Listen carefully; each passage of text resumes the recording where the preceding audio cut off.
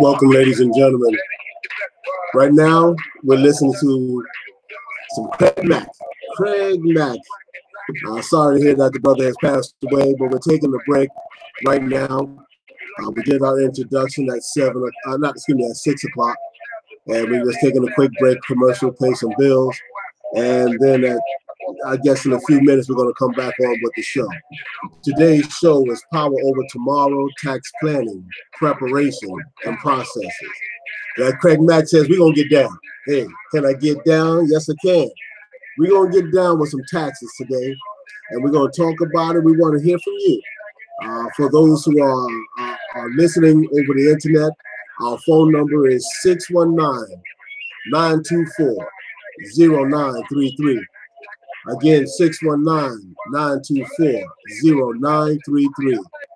Yes, indeed. So just hold on a few moments, and we'll be with you, because we're going to get this program up and running each and every Wednesday, coming to you at 6:15. For those who tune in a little bit earlier, and they catch me at my 5 o'clock radio show. But hey, this is what we're doing. We're going to continue providing you with sound financial information so that you can make an educated decision concerning your family, your future, and your finances. As always, I'm TSMitchell. This is Power Over Tomorrow, hosted and sponsored by TSMitchell Financial, LLC. Hey, visit our website, and that is tsmitchell.com. Hey, can I get down? Yes, I can. Hold on.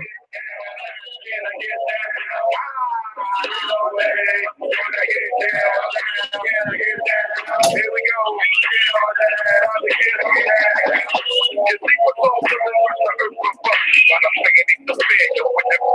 Let me tell you what they do with no limits. They used to run and get me out. They run and get their gun. Give a hand, the mover to the floor. From the queen out of the floor. All of us out there, we wasn't in the plan. Talk about your title. I can be this. Get down. Oh, yeah.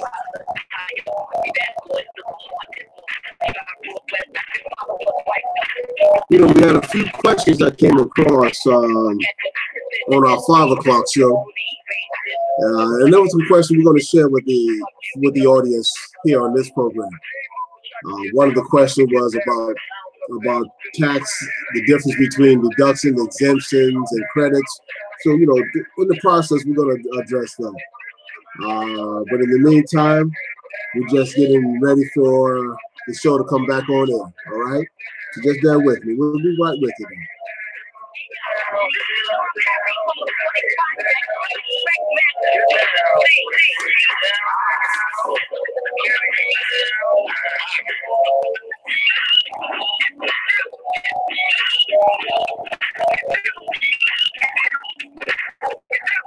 Let's see here.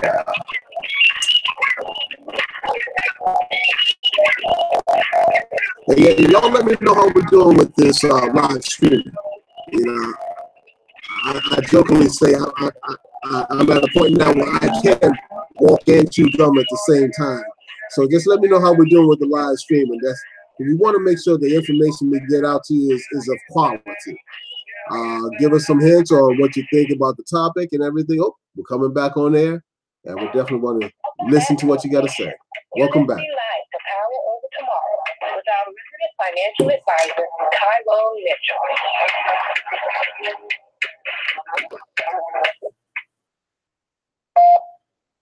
Welcome back, ladies and gentlemen, to Power Over Tomorrow. I am your host and resident financial advisor, Tyrone T.S. Mitchell.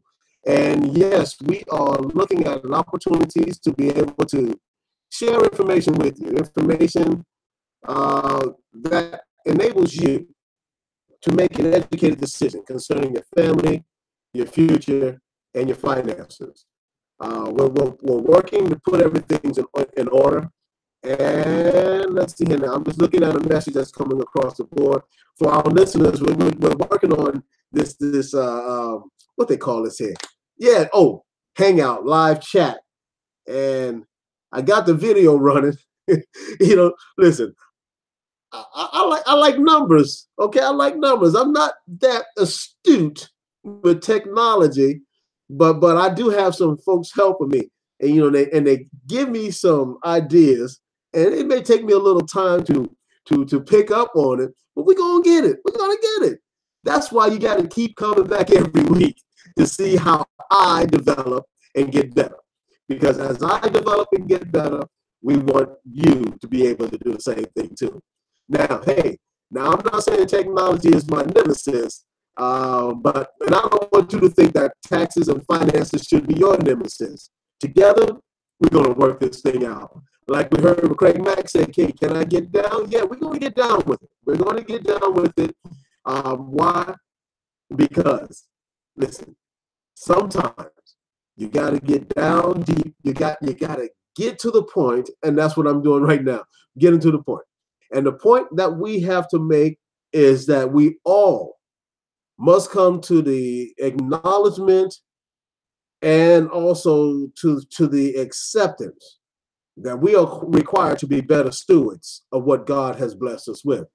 You know, one of my favorite scriptures, if not all scriptures, are inspired by God. At least those that are contained in the Holy Bible. And the reason why I say that is because there are some editions out there that have not been proven to be by inspired men, and they call those scriptures too. So let's be careful now. But what I'm saying right here is this: is that sometimes things stand out just a little bit more as you go through processes of life. And one thing that stood out for me as I was going through the process of understanding finances, of understanding how to be a better steward, is Deuteronomy 8:18, where the scriptures clearly says, "Remember the Lord your God, for it is He that gives you the ability to make wealth." Yes, I'm taking my time saying that because I do oftentimes get to speaking kind of fast, and folks say, "What did he just say?" So I don't want you to miss it. I want to be so clear you can see the bottom of the ocean. Remember the Lord your God, for it is He that gives you the ability to make wealth. Deuteronomy 8:18. Why is that important? Because no matter what we say, no matter what we do, all of what we say, all of what we do, all of who we are, what we ever will be or strive to be, comes by the grace of God. There was one talk show host, and I won't mention his name. You know, I don't necessarily agree with everything he says, but there is some truth in one thing he said. He says he's using his talent on loan from God. He has a talent on loan from God. And even when you don't agree with someone, truth still can be heard from them. Someone once pointed out that even the devil said that Jesus Christ is Lord. All right. Now, but the problem is that he's not obedient to what he's saying. We want to be not just good stewards, not just good hearers of the word, but what? Doers of the word. So what is it that we need to talk about and address today? Well, we're going to talk about tax planning, preparation, and processes. As a matter of fact, this is just one of the segments of it. Our second show. Oh, there we go again. Mouth's getting dry. Hold on. I gotta wet the whistle so we can roll the right way. Hold on. Wait a minute.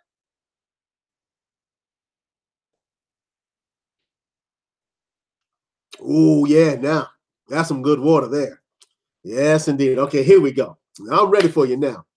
Now, remember, our phone number is 619-924-0933. Again, 619-924-0933. When you press option 1, and then you hear the last 4 digits of your phone number, you will be live on the air with us. And we would definitely want to hear about your question. We want to hear your comments or even your concerns about taxes. Let me address that last part real quick about concerns. Just the other day, we were completing the taxes for one of our clients, and the client had asked, he says, why is it that his wife is receiving Social Security and it has to be taxed, but he knows someone who has a higher benefit from Social Security and they're not paying any tax. And he was concerned. He said, you know, she's on disability and her benefit is being taxed. Why is that? But he knows someone else who's not on disability, receiving Social Security, and their benefits are not being taxed. You know what that means? That means they trust us to find the right information for them. We did our research, and of course, we knew some aspects of it, but we wanted to be more specific.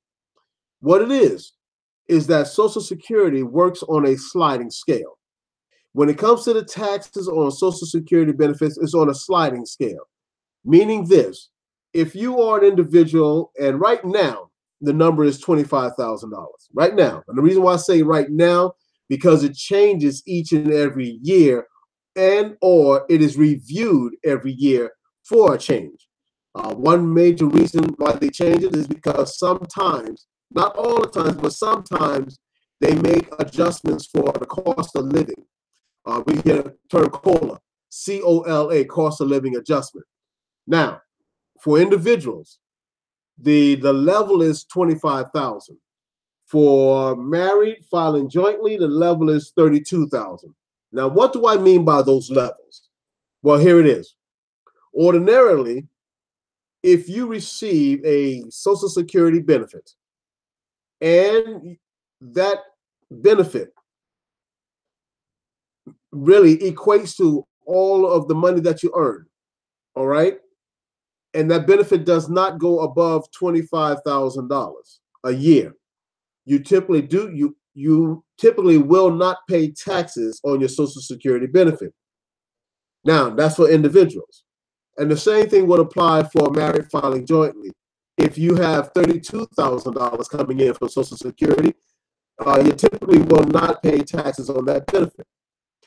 Now, what happens if someone was diligent during their working years? They invested wisely. They put money aside. They invested in qualified retirement plans such as 401k plans, tax sheltered annuities, or even individual retirement accounts. Now they reached an age where they need to start pulling that money out to help subsidize their retirement, their standard of living. Well, this is what happened when it comes to Social Security taxes. Social Security looks at all forms of income, not just your benefit you're receiving, but the benefits that you receive on the money that you receive from rental properties, tax-free, yes, right, even tax-free investments. Any income you receive, tax-free income, is still calculated on the Social Security side. Then you also have even state income tax returns, okay? Distributions from retirement plans or IRAs.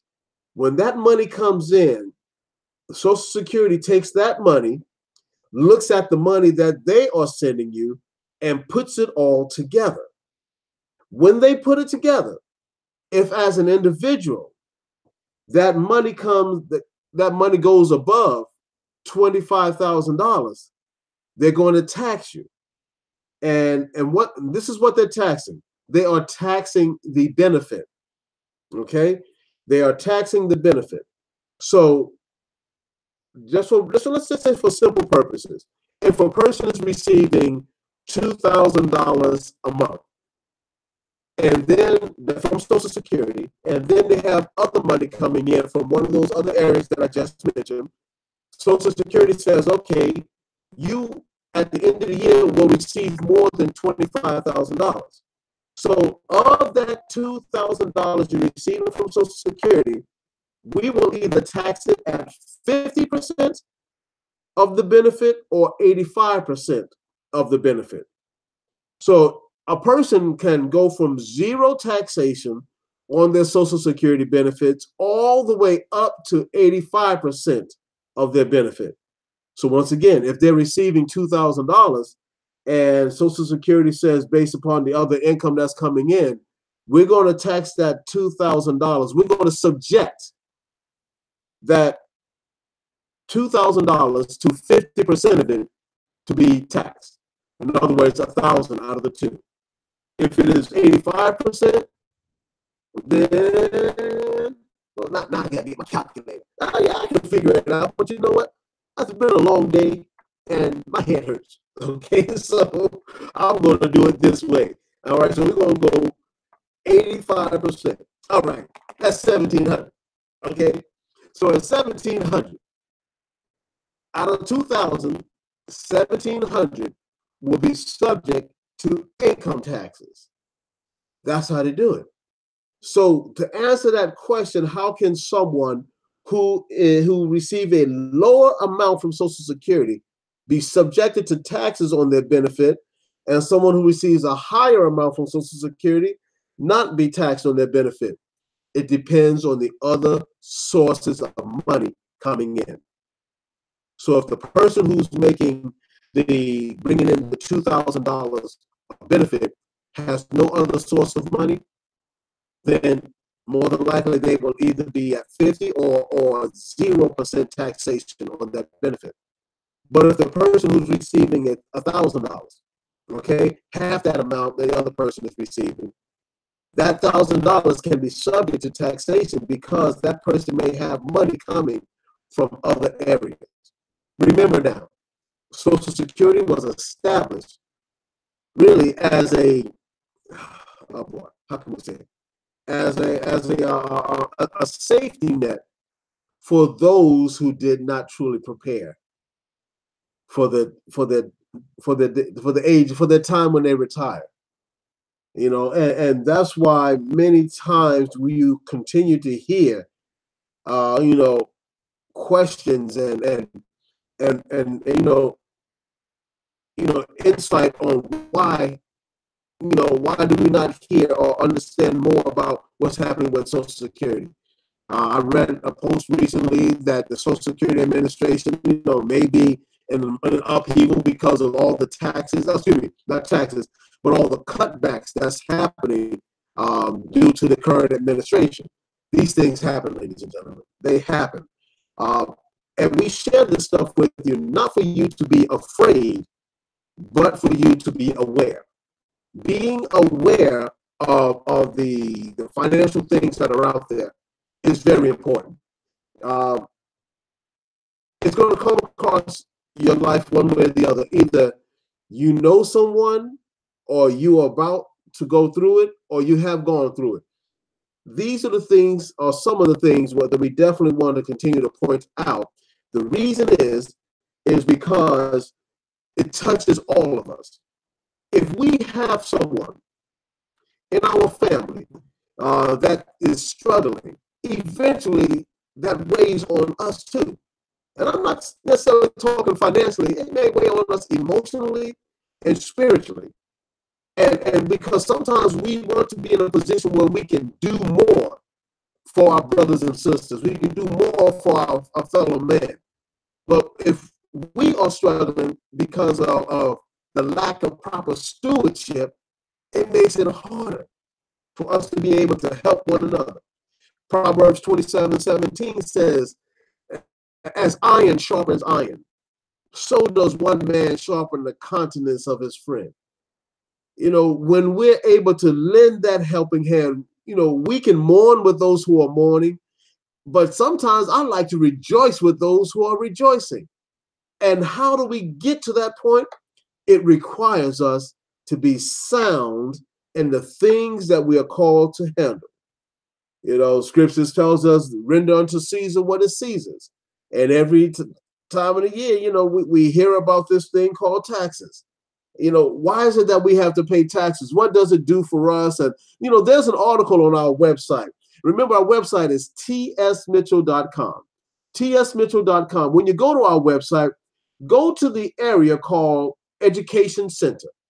In the Education Center of our website, and you go to articles, we have things in there. We work diligently to make sure the information is up to date, is tax compliant, investment compliant, all the things that you need. It's an extensive library, so we do this to help you stay informed.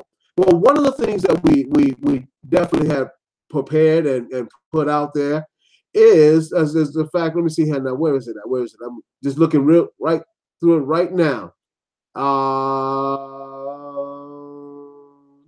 Oh, here we go. What do your taxes pay for? We always what is it? What do our taxes pay for? In planning for our taxes, we say here is that Americans spent more on taxes than on groceries, clothing, and shelter combined. That's a lot of money. You mean to tell me in 2009 and 2016, when they did the calculation for this, they discovered in recent years Americans spent more on taxes, okay, than on groceries, clothing, and shelter combined. It says, in fact, we work until the late April just to earn enough money to pay our taxes. So what do all these things pay for? Well, we got to look at it. We just mentioned a little bit about Social Security. Am I correct? And remember this now, when it comes to Social Security, the money that you're putting in right now, it was spent yesterday. Hear me. The money that goes into Social Security today has already been spent. That's right.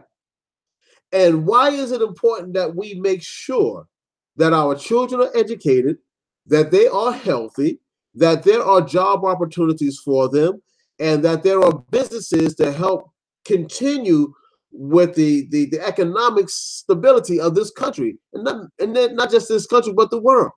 Why is that important? Because our children of tomorrow will help pay for our Social Security in the future. Because the money that I'm putting in, the money that you're putting in for Social Security, that's not necessarily, that money is not going into my personal account or your personal account.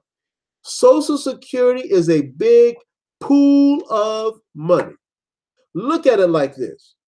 You got a big foot tub full of water. You all know what a foot tub is. Some of y'all, I know some of y'all got them porcelain showers and all that other stuff, but the old-fashioned foot tub, all right, with the two handles on the side, you got a foot tub full of water. And then you got an eyedropper with some water. Now, when you make a contribution into the pool, the foot tub of Social Security, it's like that eyedropper. It's dropping one little drop into that big tub of water. Now, when someone comes along and they need some water, they're not going to separate your little eye drop. They're going to put their cup, whatever they need, their bucket, and scoop out some water. That's what's happening. When we contribute to Social Security, when we pay our Social Security taxes, it goes into a big pool. In that big pool, there are other folks who are already retired, already on disability, already receiving benefits, pulling out of it. And as they're pulling out, they're also pulling out your portion too. That's why it is important for those who were born after 1964. The reason why I say 1964, because many of you may already know those who were born between 1946 and 1964, they're considered the baby boomers. Those baby boomers, the folks that were born during that period of time, are the ones that are nearing or already at retirement, and they're pulling on Social Security.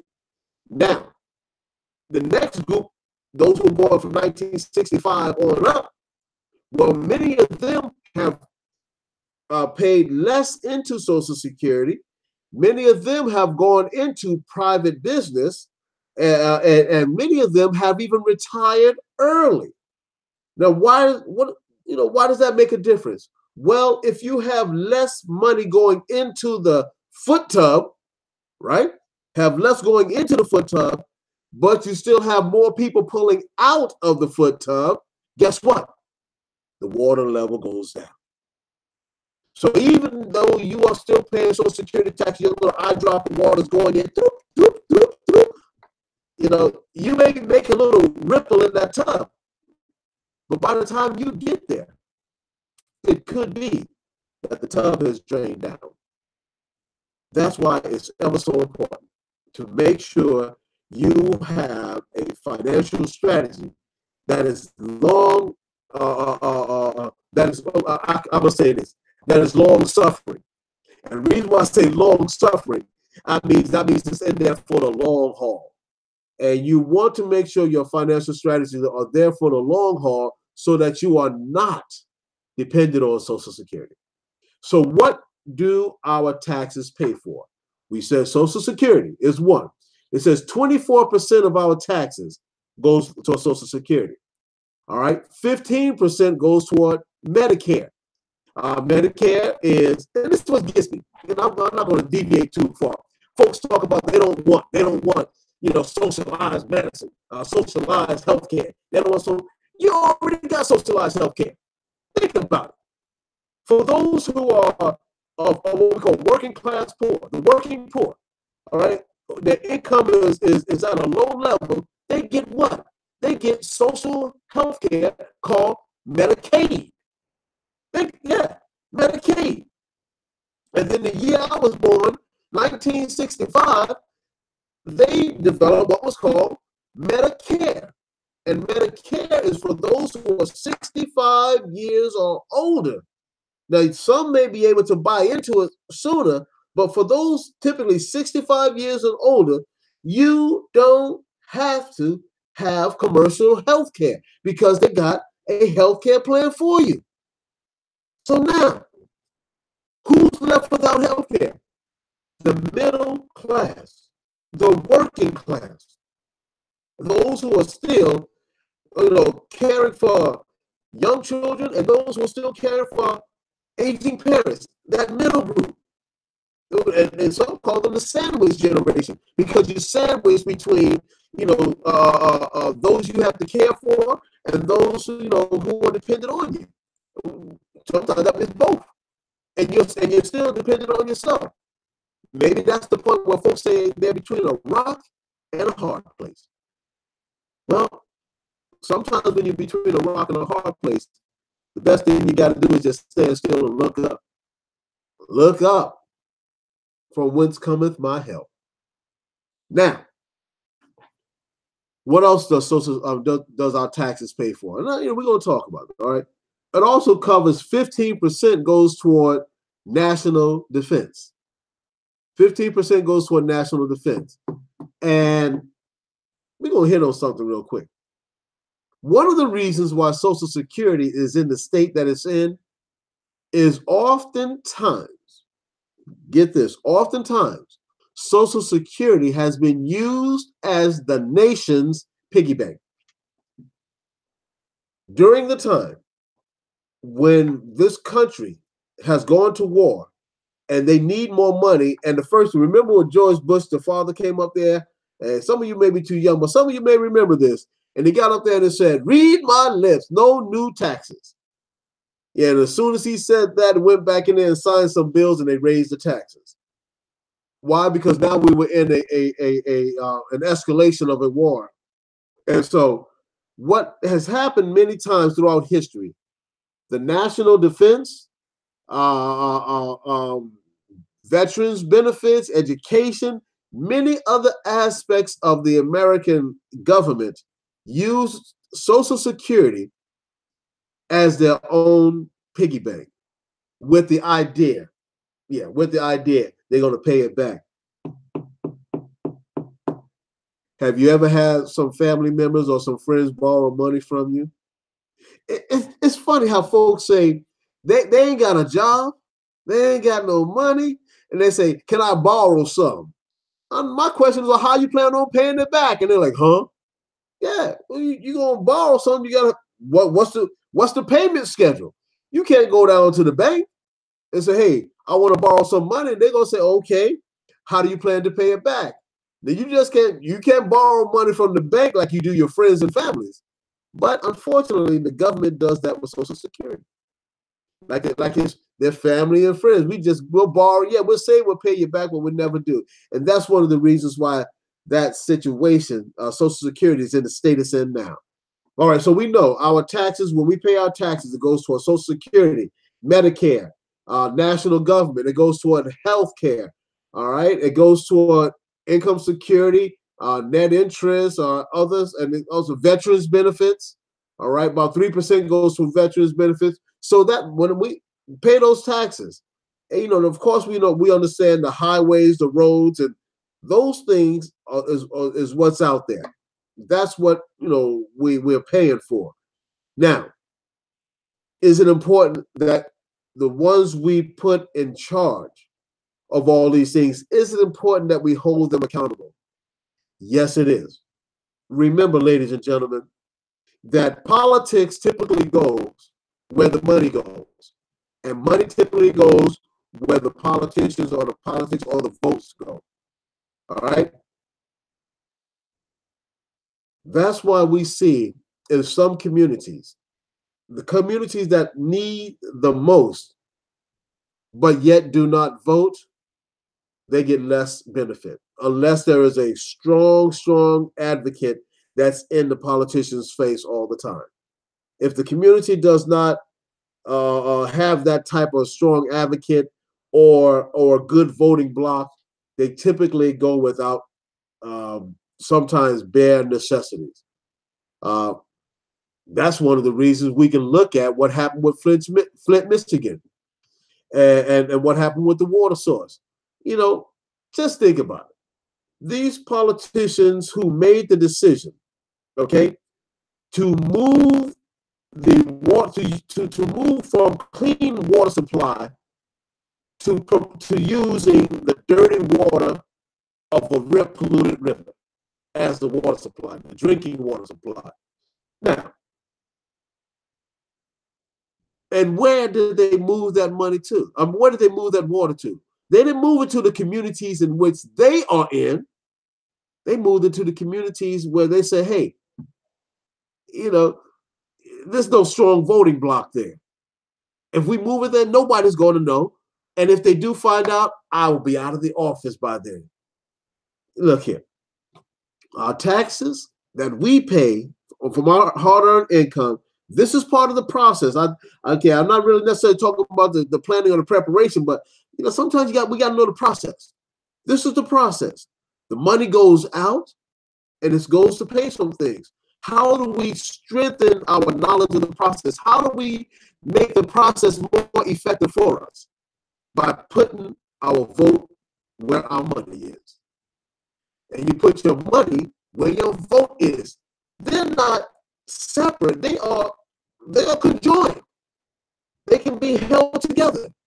Now, we heard this before, and we've even said it on this program, that many folks talk about the $1 trillion, the $1 trillion in spending money in the Black community. But how many times do we talk about the $1 trillion saving in the Black community? We find ourselves sending money out as opposed to trying to keep money in. And wouldn't you know, a buddy of mine has a financial group or a business group we get together called 1921. Now, 1921, you know what that represents? 1921 represents the day, or not the day, but the year Black Wall Street was destroyed. 1921. Talking about Tulsa, Oklahoma, Wilmington, North Carolina. And there were many other places that right after the Reconstruction, we had a strong voting bloc. And we took the money that we were making and built a strong tax base to develop schools, to develop communities, to develop businesses, and to develop a higher standard of living. That's what was happening from after the Civil War Reconstruction period, and it was growing like that. But unfortunately, some folks did not like the fact that people were able to pull themselves up out of the disparity and out of the suppression that others had placed them in, and they destroyed it, firebombed it, destroyed the entire city. And when I read there's one matter of fact, we had a guest on our social on our network show, social Source Network, who wrote a book called Wilmington on Fire. That during the turn of the 20th century, Wilmington was looked upon really as big as the almost like the capital of the South when it came to the financial district. It was like the financial district of the South, especially in North Carolina. It was where now today we have a lot of financial companies in Charlotte. Wilmington was the area. But here's the key about Wilmington. It was black owned. Okay? Black owned, black run. But it was destroyed. All right, because of racism. Now, the reason why I pointed out 1921 is the fact that we're not too far from 100 years since that day. And if we were able to do it once before, we can do it again. We can build those communities. We can build those businesses. We can educate our children. We can develop just like it did before, but it takes something. It's going to take sacrifice. It's going to take us understanding how to work through this process.